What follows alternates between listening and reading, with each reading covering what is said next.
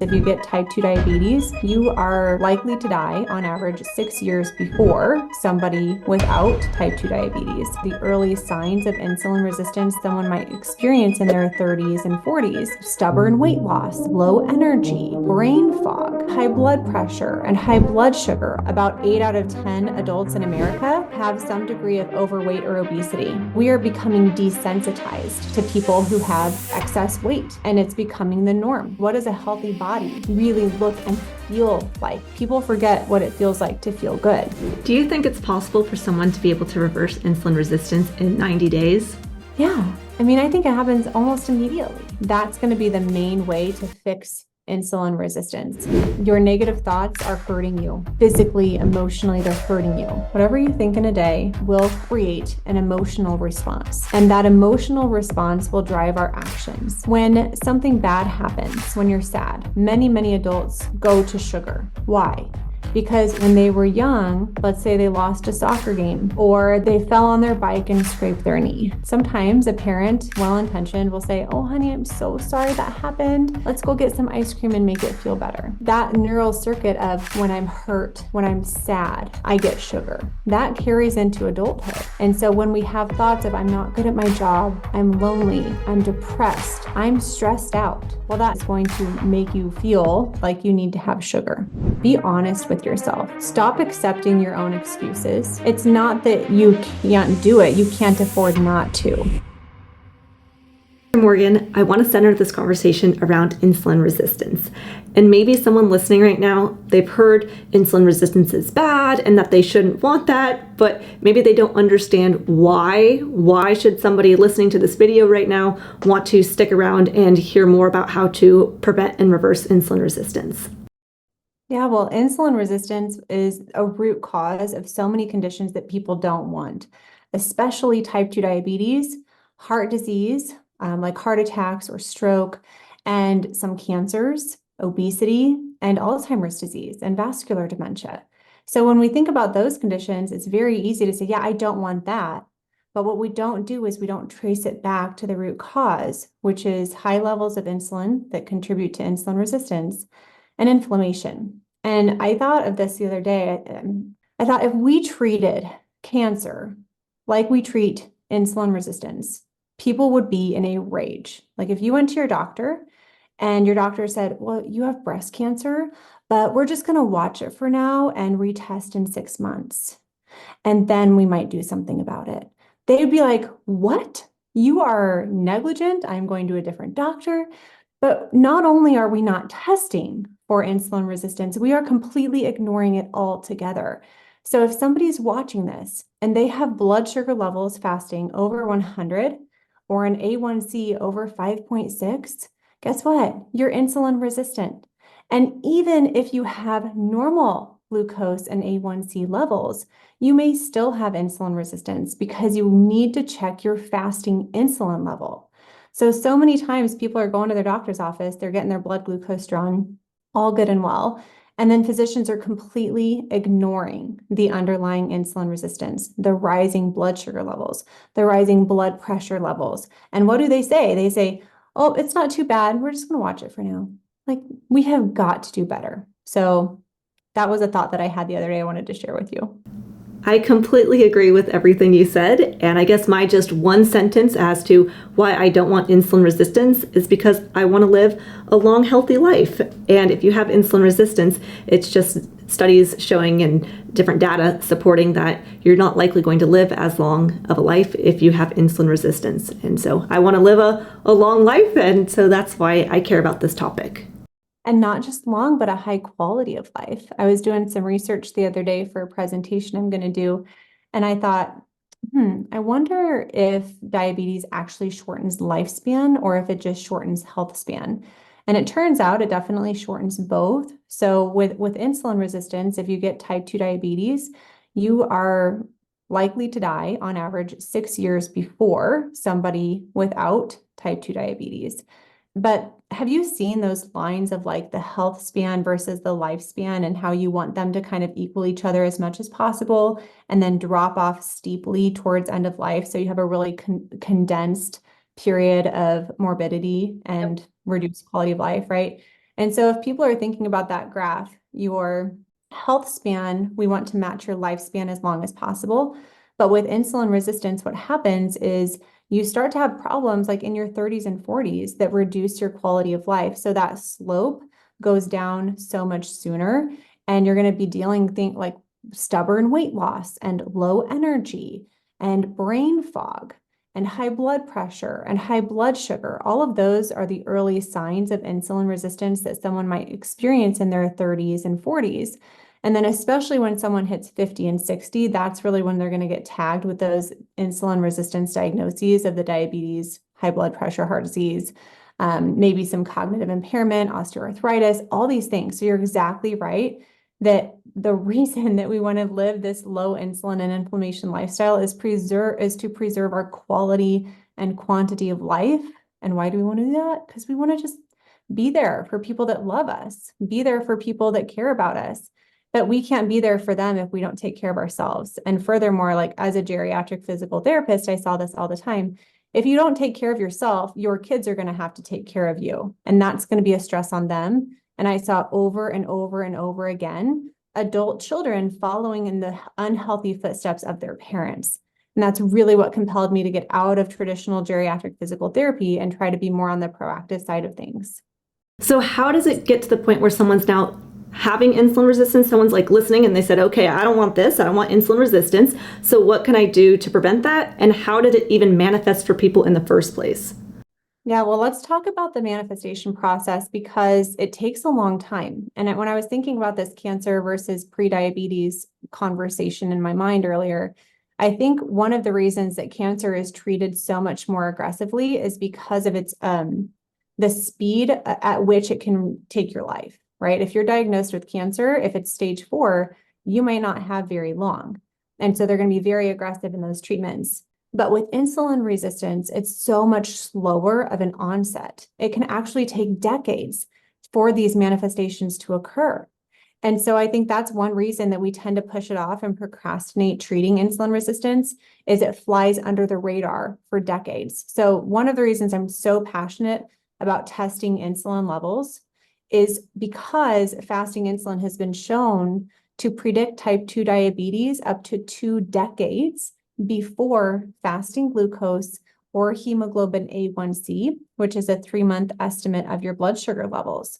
So when we're talking about, well, how does it happen? It happens because physicians are unaware of the importance of checking fasting insulin. I hear over and over again pushback from physicians when I tell people, ask your doctor for an insulin test. And like, well, my doctor said they only do that for people with insulin dependent type 2 diabetes, or my doctor said, oh, we just check, A1C and that's good enough. It's not good enough because your insulin levels rise behind the scenes, keeping that healthy A1C, keeping that healthy blood sugar range. But what happens is ultimately your cells become more and more resistant to those elevated levels of insulin, and your pancreas taps out at how much it can produce. And only then do we start to see the rise in blood sugar and hemoglobin A1C levels. So the first way that this occurs is it flies under the radar of most people and most physicians. And that's why I'm so happy that you invited me on your show to spread the word about insulin resistance, because physicians are looking, well, first of all, they're overlooking prediabetes. We already talked about that. But they're also just looking at like weight and BMI and waist circumference. And let's be real, let's be honest, about 8 out of 10 adults in America have some degree of overweight or obesity. So we are becoming desensitized to people who have excess weight, and it's becoming the norm. And we are becoming desensitized to what does a healthy body really look and feel like. People forget what it feels like to feel good. And so I think that's the first thing is just public awareness of insulin resistance. Now, the second thing is a diet that is high in processed foods. I've watched what you eat. I like that YouTube video that you made on like, what do I eat in a day?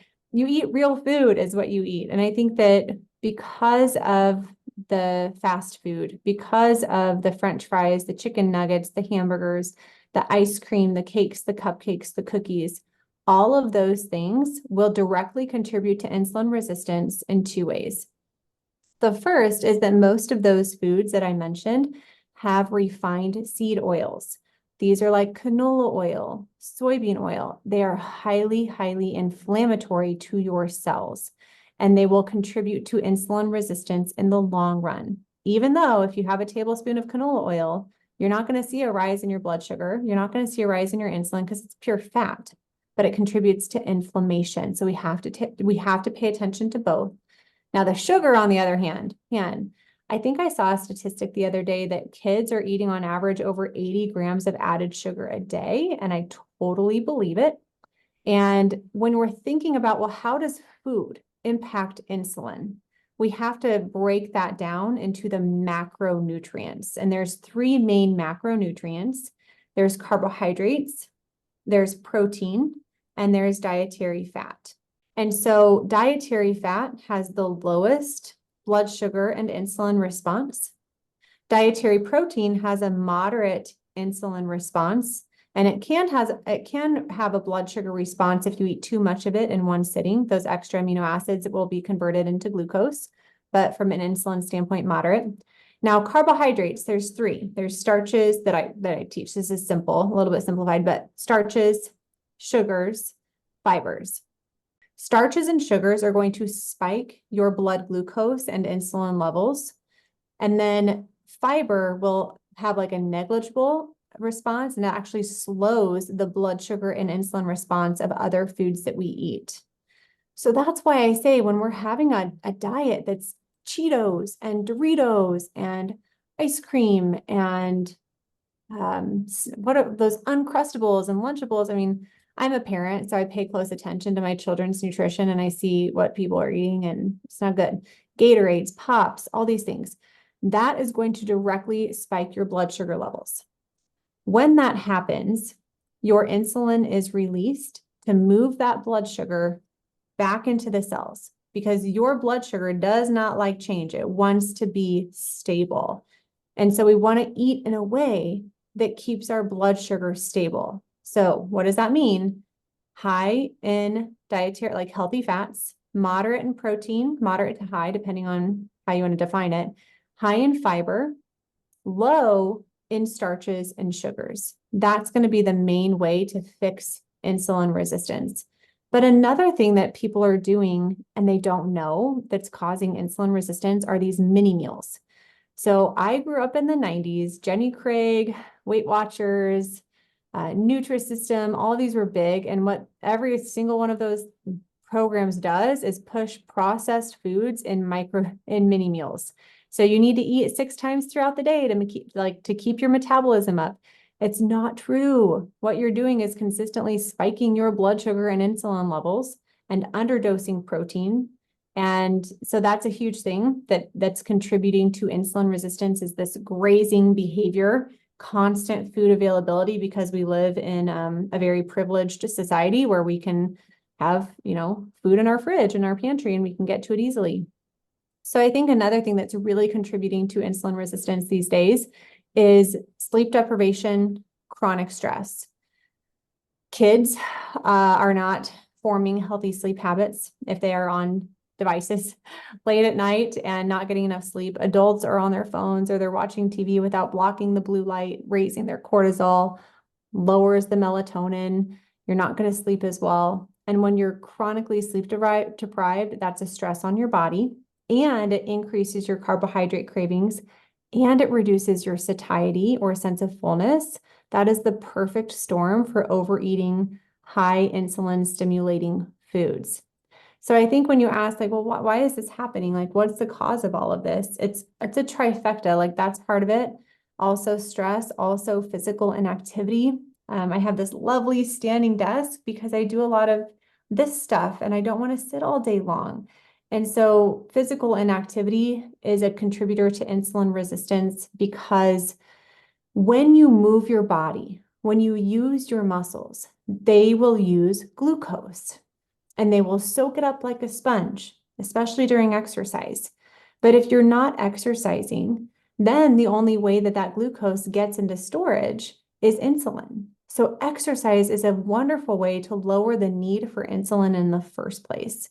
Another thing regarding exercise or physical activity that's important to recognize is we're so used to like this dose of exercise throughout the day. Like I did my 30 minutes, I'm done. But actually what's better for blood sugar is if you spread out the activity throughout the day, especially if you do it following meals. So there was one study that showed a greater reduction in blood sugar levels if people walked for 10 minutes a day, 3 times a day, instead of 30 minutes a day, once a day. And again, that has to do with blood sugar regulation after a meal, where your muscles are soaking up that glucose quickly and less insulin is needed. So I think that's a really simple tip for anybody who's like, where do I start with this whole exercise thing?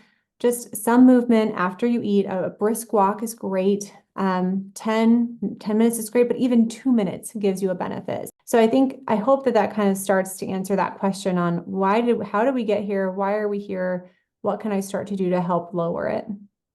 So correct me if I'm wrong, I'm just going to regurgitate what I kind of heard you say. It seems like things that are contributing to insulin resistance is it's not just someone's overeating carbohydrates. It's they're also eating trans fats and seed oils and bad fats and processed foods. They're also not exercising. They're not getting good sleep. Maybe they have a lot more stress in their life. And so there's lots of different factors that can contribute to insulin resistance. And so someone can be eating a clean, healthy diet and yet still have insulin resistance if they're getting 2 hours of sleep and maybe they're sitting on the couch all the time. Yeah, absolutely. Yep. I don't know about you, but I find there's many people who don't have access to good quality food and household supplies in the grocery stores near them. I myself do actually quite a bit of shopping online for particular products that I can't find in my local grocery stores. I will buy things like grass-fed beef sticks, wild-caught sardines, mustard, ghee, which is clarified butter, from Thrive Marketplace, which is an online membership-based grocery store that has different organic meats, seafood, non-toxic beauty supplies, personal care items. We even order things like dental floss, soaps, laundry detergent, dishwasher detergent, and all sorts of really clean household supplies we can order through Thrive, which is kind of like an Amazon, where it's an online store that you can buy goods, though Thrive's yearly membership fee is way less money than Amazon's. Thrive's yearly membership fee is only $60. Plus, if you don't save $60 by the end of the year, Thrive will credit you back the difference. I actually saved $72 on my first order, and I save money every time I shop with them. So to me, there's really no downside to using Thrive. It's just another option to buy clean ingredient household supplies and groceries. You can get an additional 30% off your first order, plus a free gift up to $60 using the link in the video description, or you can get those same savings by going to the URL thrivemarket.com/Lillie Kane. So on my channel, I talk a lot about a low carb diet, and I've had a lot of different one-on-one clients who have come to me, and yet their A1C is rising, their glucose is rising, and their blood markers are moving in the wrong direction by reducing or even eliminating carbohydrates. And so I've been on a mission trying to figure out why this is, and I've talked to many different doctors. And why do you think that some people who go on a zero or very low carb diet see a rise in their A1C and glucose? I think this actually came up in coaching one of my clients recently. He's a type 2 diabetic, does not want to take medications, and he's been using fasting and low carb. And his glucose is like they're coming down, but they're not coming down as fast as you would expect with the level of fasting and how do I say it? Adherence, I would say, to the low carbohydrate lifestyle. And I said, okay, I want you to track your food for 1 week. Write down everything that you're eating, write down everything, like portion sizes especially. And what we uncovered was he was far overeating protein per meal. So one of his entries was like an 18-ounce pork steak. Another one was like a 10-ounce steak. And when you actually enter that into like Carb Manager and see how much protein is in there, it's like 90 to 100 plus grams of protein that he was eating in a meal.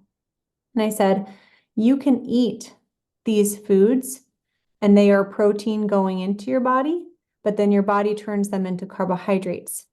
And so I think that's one big reason is if people are overeating the portion size of protein per meal, they're exceeding their ability to utilize the amino acids within the protein. Well, those extra amino acids, they don't just get shuttled off to your fat tissue. They have to get converted to glucose before they can get stored. So what I typically recommend for a protein dose is about 40 to 50 grams per meal max. Sometimes if people are heavy weightlifters, they can tolerate more than that, but for the average person, that's going to be plenty. And that will help your body assimilate those amino acids into your bone, hair, skin, muscle, everything that we need protein for. And it will reduce the likelihood that excess protein will be turned into glucose. Because I think that's really for some people what keeps the blood sugar levels from coming down, or at least coming down as quickly as they want. Now, the other thing too, there is some evidence that low carbohydrate diets, if they're very low in carbohydrates, can cause an increase in cortisol, an increase in the stress hormone, which can inadvertently raise glucose levels kind of on the back end. So I think that that's something to consider, but my guess is the protein dosing is where I would look first. Then I would check their HSCRP, which is a blood marker for low-grade chronic inflammation. That can sometimes be a sign that that cortisol is higher than we want it to be. Those are a couple of things. What were your thoughts when you experienced that with your clients? I agree with the protein for sure. I actually, and again, I spoke with somebody else this morning who actually was not a fan of low carb. I mean, he said in certain instances, in certain cases, but he said that he thinks that what's going on is it's more that the mitochondria is like it's not functioning properly. And so therefore it's not because of real whole food carbohydrates per se is what he's thinking. He was saying, it's the sleep, it's the stress, it's all the seed oils, it's the refined sugars, it's all the things that create this dysfunction in the mitochondria where it's not acting appropriately. And so he was saying that when you actually increase carbohydrates, like you're mentioning, as far as it can help lower cortisol levels and have you be in less of a stressed state, because things like fasting or a ketogenic diet can put our bodies in a state of stress. I've actually incorporated carbohydrates with certain clients, and like within a week have seen their blood sugars drop 50 to 100 points. And so I was attributing it to, I feel like for most people, when they hear about they have high blood sugars, our first thought is we'll reduce the sugar. And then for the majority of people, they're going to see progress. But I find that there's a handful, a small percentage of people where it doesn't actually help, and it actually does the opposite. And that some people, if they are eating zero sugar and yet their body is creating the sugar and wanting their blood sugars to be at an elevated state for some reason, well, let's just give the body the sugar so that way it doesn't have to overcompensate and create it on its own. And then I find that once the body gets the sugar, it actually lowers its blood sugars naturally. That's interesting. I like that rationale. I think another thing too with like stubborn blood sugars that I'm exploring more is gut health. And by incorporating more fibrous foods, I'm guessing like some of the carbohydrates were coming from more fiber. I think that that affects our gut health. That affects our gut microbiome in different ways that affect nutrient absorption and excretion. I can't explain that one as well as I would like yet because it's kind of a new area for me. But I know that that's one of the reasons that I encourage people to eat fiber is for gut health. It's not like you're eating for you, like it passes through you, but your gut still uses it. And I've heard the argument too that like ketone bodies, being in a state of ketosis is really good for your gut health. I don't argue against that. But I think that for most people, a very sustainable lifestyle includes some low starch and sugar foods, some carbohydrates. And it really depends on your training schedule too. Like athletes watching this or people who are very physically active, they can tolerate more carbohydrates and maintain healthy blood sugar levels because they're using them up in their physical activity routines.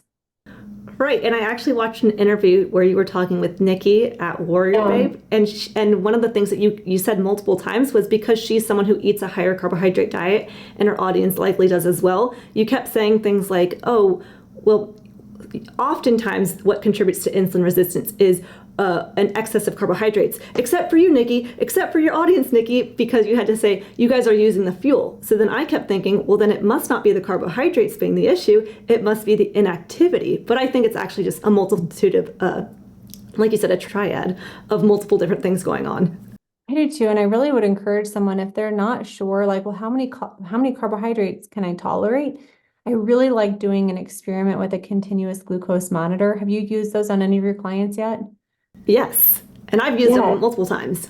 Yeah, I think it's so helpful to see because you were saying earlier, like maybe it's not the food, maybe it's the sleep deprivation or the stress. You really don't know until you can see the data. And a continuous glucose monitor for people that don't know, it's a little circle and you can put it on the back of your arm or on your stomach, and it syncs with your phone so that you continuously can like see what your glucose levels are. And then it'll help you make wiser food choices.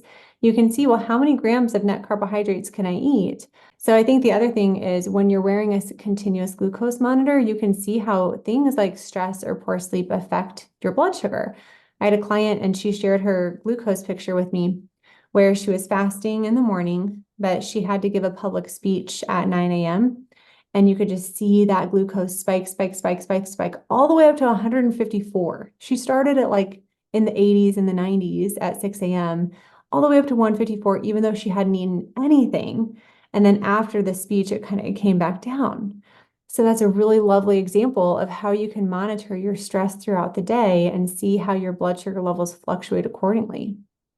And when I first put a CGM in, I was freaking out. I thought it was going to hurt. It doesn't actually hurt. And so that was the highest my blood sugar spiked over the course of me wearing the CGM was when I put it in. And it makes me think about, not that I like to nail insulin resistance down to one thing, but I'm always like, can I just say stress is the thing? Whether it's stress from lack of nutrients, stress from overeating certain foods, stress from sitting too long, stress from not sleeping enough. I keep thinking that cortisol is one of the biggest players in insulin resistance.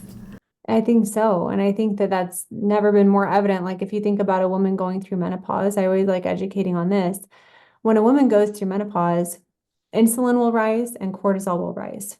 And that is why women struggle with weight gain going through menopause. If you're chronically stressed out, producing a lot of cortisol and a lot of adrenaline, well, that's really taxing on your adrenal glands. And they're not going to have as much capacity or like gumption to make the estrogen, which means your fat tissue has to pick up even more slack. I like to say your fat becomes more valuable real estate. And that's one reason why it's harder to lose fat after menopause, especially if you're stressed out. Your body doesn't want to lose fat because the fat's producing the estrogen. So I always like to highlight the importance of stress management, especially for women in perimenopause and who have gone through menopause. Do you think it's possible for someone to be able to reverse insulin resistance in 90 days?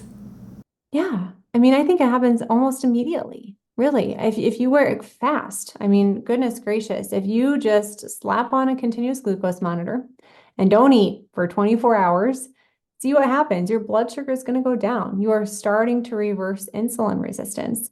So I think that the effects happen immediately in your cells, but it's just a matter of time before you're going to see that on your blood work. So for example, your hemoglobin A1C, that 3-month estimator of blood sugar, you're not really going to see much of a difference in your hemoglobin A1C in 1 month of, a low carb lifestyle, a low insulin and inflammation diet, because you still have 2 months of data where you weren't eating like that. So you kind of have to give it some time, but yeah, the physiological effects happen right away.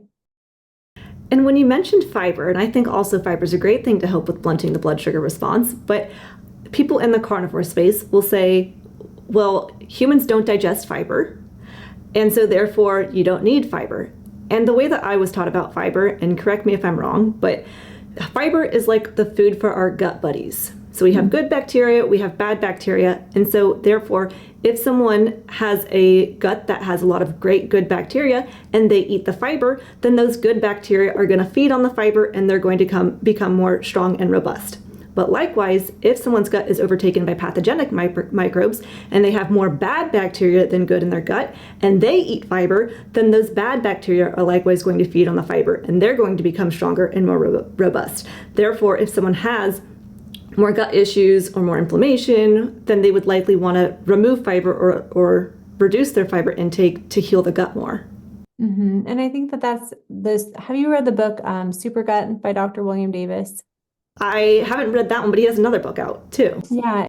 So I had him on my podcast and he was a really good interviewer, and I'm reading his book to learn more about gut health, and you're spot on in your explanations there that yeah, we want to feed the good, but he has a really good thing too, where sometimes with our modern day lifestyle and many, many rounds of antibiotics and other things that harm gut health, sometimes those good bacteria are wiped out completely and we have to reinoculate our gut with them. So right now I'm experimenting with a SIBO yogurt, which is small intestinal bacterial overgrowth.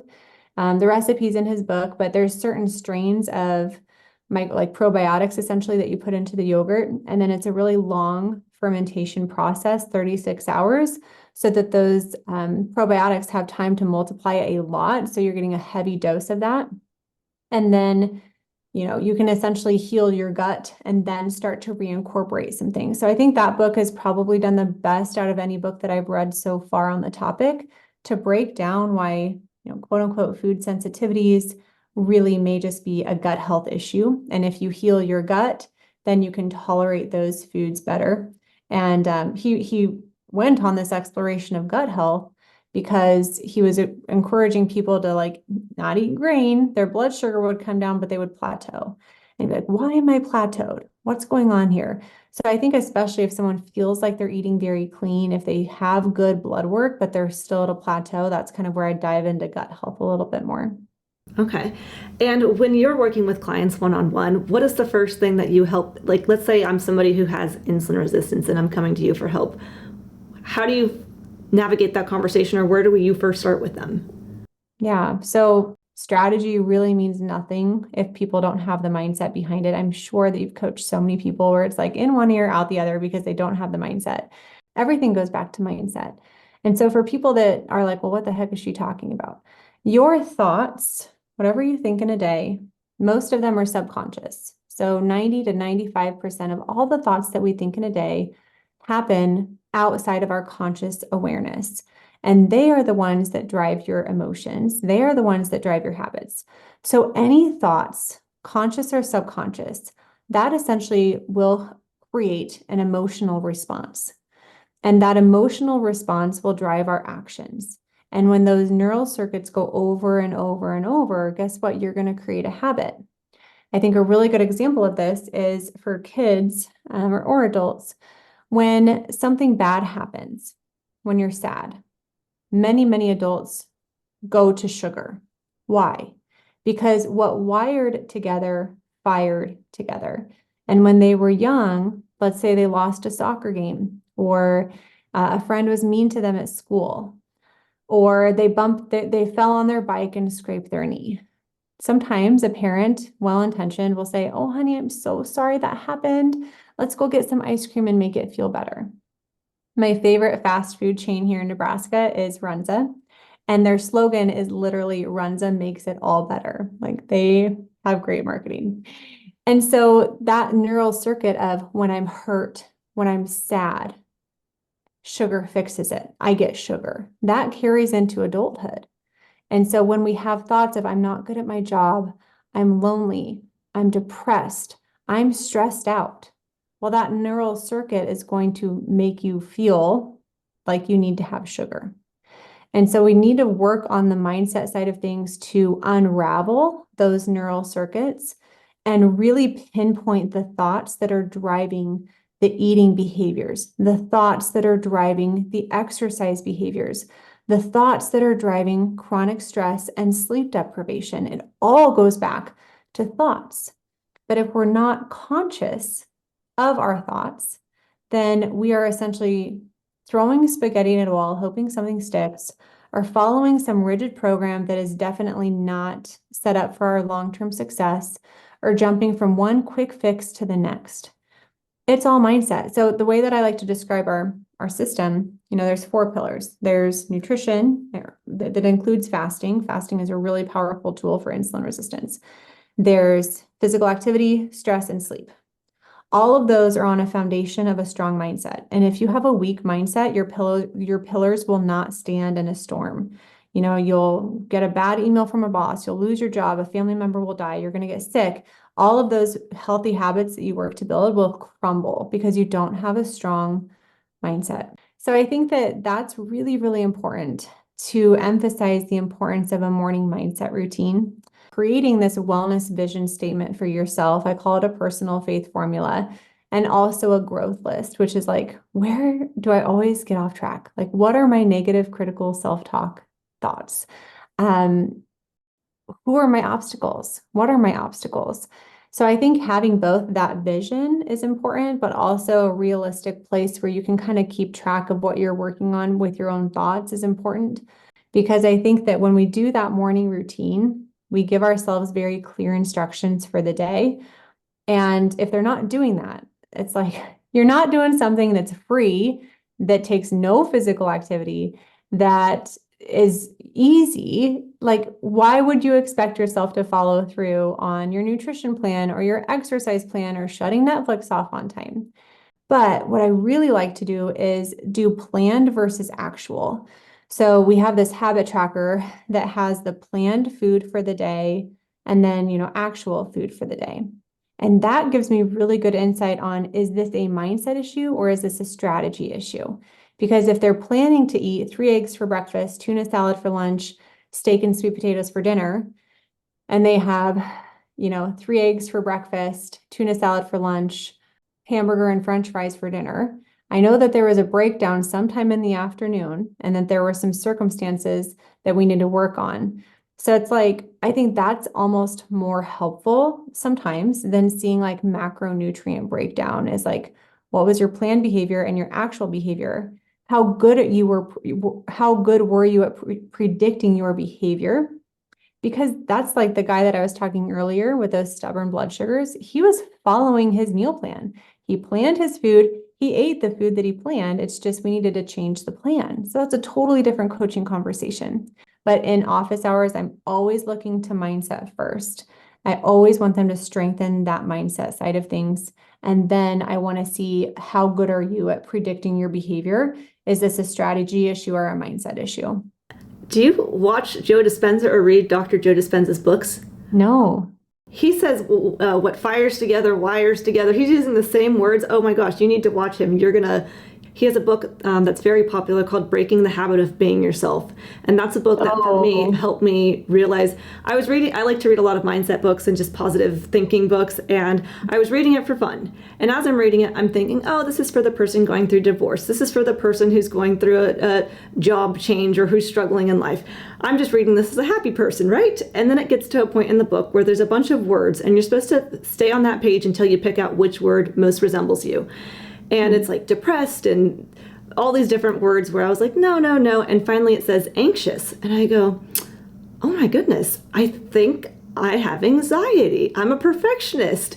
And I look over at my husband and I go, I'm anxious. And he goes, there we go, claps his hands. She realized it. I wasn't going to say it, but so it was a book that changed my life. And I think that you're going to definitely enjoy listening to him too, because he's the same thing as far as repetition and the thoughts that we have create our emotions, create our actions, and then create our life. And then our life flies us by and we go back and say, oh, wow, how did I get to this point where I'm 100 pounds overweight? I'm on medications. I have no family or friends. What happened? And then you see where it all started. It was back at your thoughts 10, 20, 30 years ago. It's so true. And so if we get good at recognizing which thoughts hold us back and which thoughts propel us forward, great, we can focus on those thoughts that propel us forward. And I really love the use of auto-suggestion, which is essentially brainwashing yourself. I use this technique every day for myself. I recommend it every single day for our sibling members. And it's essentially, you write down like this vision statement that you want for your life. You can ask yourself questions like, what types of actions am I taking now that I've reached my goal? So we really want to future pace it. What does the future version of myself do? How do they feel? How do they act? And then we're going to reverse engineer your actions and start giving yourself that messaging now, so that every single day, twice a day, preferably, I listen to mine twice a day, so that you can start to change your behaviors.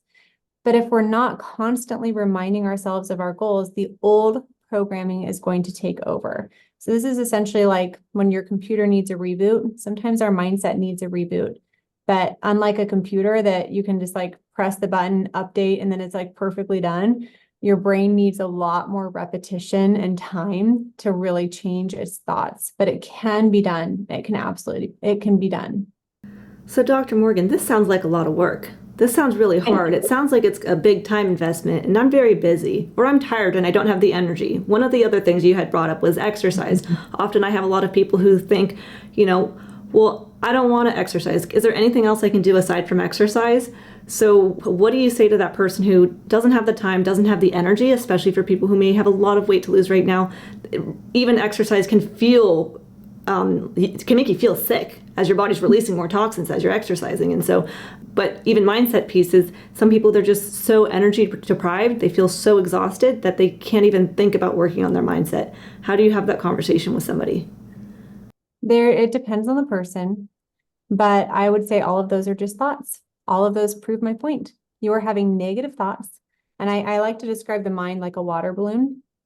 And every single negative thought that you have is like a little pinprick in that water balloon, draining your mental energy. And so for those types of people, what I would encourage them to do is be honest with yourself. Stop accepting your own excuses. It's not that you can't do it. You can't afford not to. I like to say people say like, if nothing changes, nothing changes. And I say with insulin resistance, with health issues, that is not true. If nothing changes, things get worse. And so if you can future pace yourself to the consequences of your current lifestyle and hold that negative consequence in your mind long enough to become inspirationally dissatisfied, meaning like I'm so unsatisfied with my life right now that I don't care that it's going to take work. I don't care that it's going to take time. It's going to be worth it. I'm determined to do it. That's the place you need to get. So I think for them, recognizing you're making excuses, stop doing that. Your negative thoughts are hurting you physically, emotionally, they're hurting you. So what's the opposite of that? Gratitude. Like a simple thing to do. If you don't want to do this whole mindset stuff, just keep a gratitude list and challenge yourself to write down every single morning 3 things that happened within the last 24 hours that you're grateful for. Because gratitude is going to be the fastest way to raise that emotional vibration, to give yourself more mental energy. But so many people go through life with broad strokes of gratitude. I'm grateful for my job. I'm grateful for my mom. I'm grateful for my husband. I'm grateful for my kids. And it's like, that doesn't elicit an emotional response in most people. So if we can get really specific, like, I'm so grateful for how my daughter was at the breakfast table this morning. She was in such a good mood, and I got a sweetest little hug from her. And I'm so grateful for all of these little things throughout the day. I'm so grateful I got to lay on my trampoline in the warm sunshine and feel that. Like, you feel it. You can hear it in my voice when I'm expressing gratitude for something, when I'm feeling the gratitude for something. That's the biggest mindset mistake people make, is they go through the motions and they're not invoking emotion. Your subconscious mind works on emotion. So if you're trying to like rationalize with yourself, if you're just going through this mindset stuff like a checklist, that's like speaking Russian to me. Like, I don't understand Russian. Your brain does not understand these like rational thoughts. We have to tap into the emotion. And so I think for some people, starting there, but really recognizing the pain of not taking action.